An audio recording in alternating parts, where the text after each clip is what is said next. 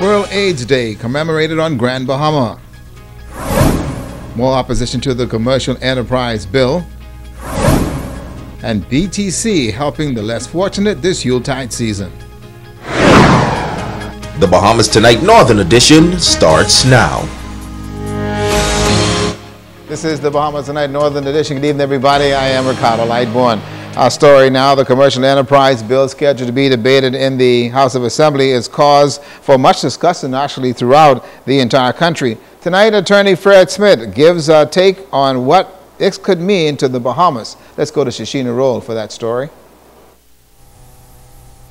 Discussion continues on the Commercial Enterprise Bill, and local attorney Fred Smith is weighing in on this controversial topic.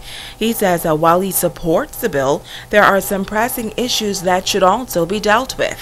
This bill is opening the investment and immigration doors to every foreigner who wants to come and invest here, which I agree with.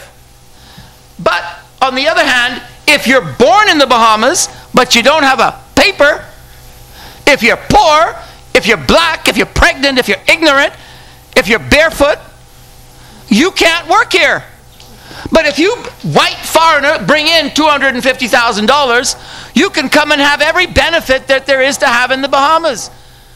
So it's not better for someone to be born in the Bahamas. It's better for them to be born outside the Bahamas, bring some money, and take advantage of the Bahamas. He says he encourages an open-door immigration and investment policy, but what is good for the goose should also be good for the gander. I think the Bahamas needs to have hundreds of thousands more people because we are dramatically underpopulated. I think that in inviting people in, that it ought to be done in a legal way. I don't encourage illegal immigration. But I think that people who are born here should be given preference to people who are born elsewhere. Smith says before the door is opened, the government should deal with the thousands of persons who were born here and who have a right to be here. That is my big criticism to Dr. Minnis's get out, or get your papers straight, or get out by December 31st.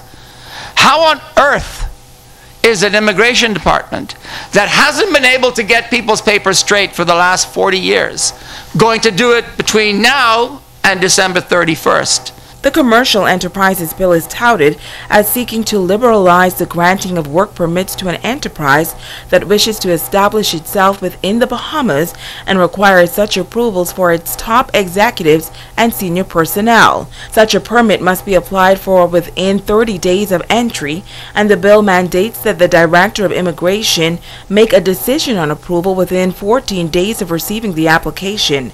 Should the Director not respond within that time frame, the work permit is automatically deemed to have been granted. Shoshina Roll, ZNS Network News. Well, today is World AIDS Day, a day dedicated to raising awareness to the AIDS pandemic caused by the spread of the HIV infection. Now, sources say that AIDS remains the leading cause of death for adolescents worldwide, and the Bahamas joins in countries around the world in that fight to stamp out this infectious disease. Sabrina Brown attended the local ceremony today and filed this report. Nearly 37 million people around the world are reportedly living with HIV and AIDS. During the World AIDS Day ceremony at the Rand Memorial Hospital, Administrator Sharon Williams said the Grand Bahama Health Services has joined the global commitment to eradicate this dreaded disease by the year 2030.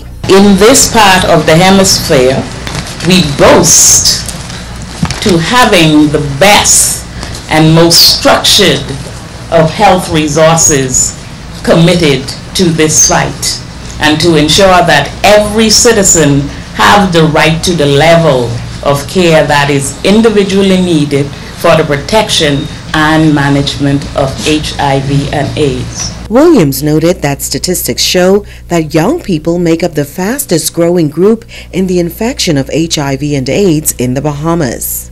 If you take nothing else from here today, please take that, you as the youth of our nation, and be committed to doing something to ensure that you are not a member of the cohort of those who are infected with this disease.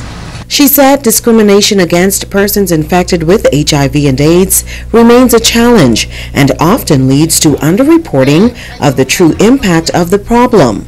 Local physician Eric Brown said he was the first doctor in the Bahamas to discover the outbreak of the disease in the country back in the early 80s. He expressed concern about the growing number of infections in the Bahamas.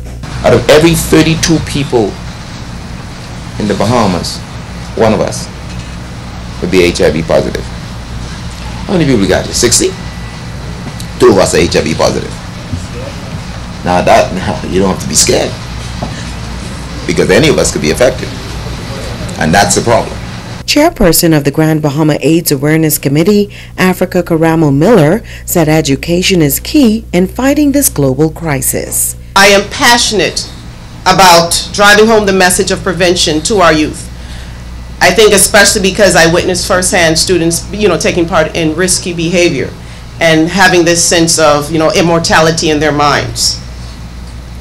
I encourage others, especially our youth, to get active, get involved, get educated. The more educated you are, the more equipped you are. Sabrina Brown, ZNS Network News. And stay with us, folks. The Bahamas Tonight Northern Edition continues in just a second.